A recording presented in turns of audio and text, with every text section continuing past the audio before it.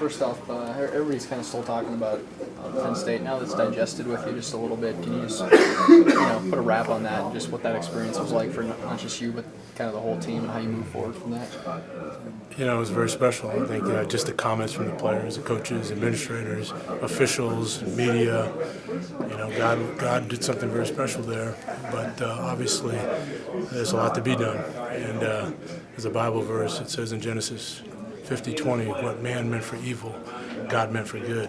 And I think that even in a very difficult time, all the tragedies, the alleged crimes, the attacks on children, God still reigns. And so my faith in Jesus Christ gives me faith and hope that there's a reality of healing and forgiveness and grace and all of that. And so I hope our players learned a great lesson about what it means to make right decisions, to live honorably before God, and to compete with everything they got in the right way. And I think those lessons, that analogy of football, will spill out into the rest of their life. And I hope that there's great healing at the Penn State campus and in that community.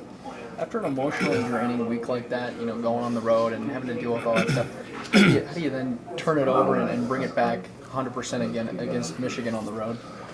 Well, it's kind of an analogy that I have is it's the snowflake versus the snowstorm. I mean, you can look at a snowstorm and you can see a whole bunch of snow coming down. It doesn't take much focus or intensity, but try to follow one flake. That's hard work, and that's great intentionality and great focus. And when you do that, if you ever put yourself through that kind of exercise, watching one flake all the way come to the ground, you'll see that all the other distractions around you will seem to disappear, because the sharper your focus is to one thing, the greater concentration you have and the less distracted you are. So that is the message for our players.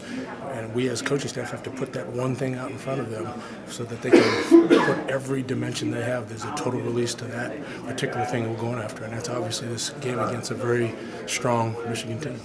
Both of you guys run the ball pretty well. Just talk about that battle and how key that'll be on the ground. Well, there's no question. They have an outstanding running back at quarterback who's also a thrower, and he can do a lot of things well. And he's a tremendous talent, without a doubt. And they vary things up, multi-dimensional in some ways on offense. They have another quarterback that comes in, and defensively they've made a lot of improvement.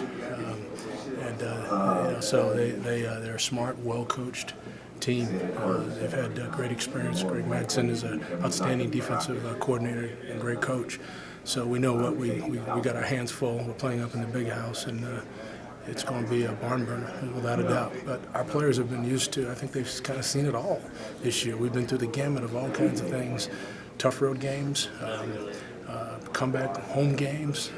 Chips are down, and we've lost a couple of tough ones.